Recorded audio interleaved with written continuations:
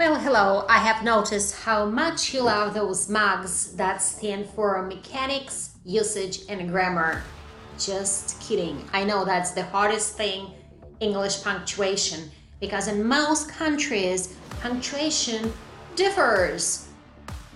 Nevertheless, there are two sentences we have to go over, and one of them is each candidate should report all of their income irregardless, I can't even pronounce that, of where the money came from. All right, a lot of mistakes,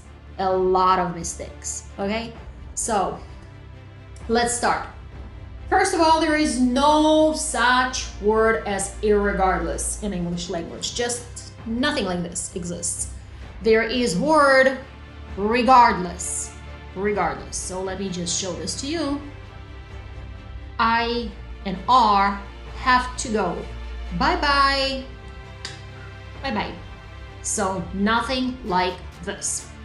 Let's make it plural over here. Let's start with a capital C and make it plural, candidates. Let's get rid of each.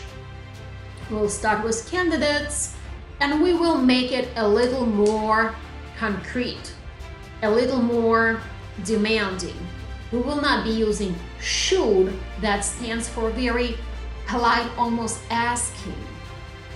So we'll get rid of this should and we'll say must, so we'll be more demanding. Candidates must report all of their income regardless of where the money came from. Okay, that's not good. First of all, let's make sure that we understand that it's not a very good thing to end with a preposition from. So we will need to get rid of this preposition. So now we need to paraphrase somehow where the money came from. And there are a lot of different ways to paraphrase it to get rid of the preposition. The one that I thought about would be the source of the money. So regardless, the source of the money. Or we'll flip them. Regardless, the money's source. That will be even better. So it will be shorter. So you need to make sure you put apostrophe after the money apostrophe s, the money's, and then you will write the word source here instead of came from. So will be no came from. It will be the money apostrophe s and the word source. And I hope you know how to spell the word source, right? S-O-U-R-C-E. Once again, candidates must report all of their income, comma, regardless of, we still keep the of, right? Regardless of the money's source. Sounds good. Okay, let's look at number 2. When people have heart attacks, you experience pain in the left arm. Okay, couple things. First of all, the first thing that just pops up is experience is misspelled. So let's flip-flop. Let's just switch this E and I. So the I will go here and the E will go here. Experience.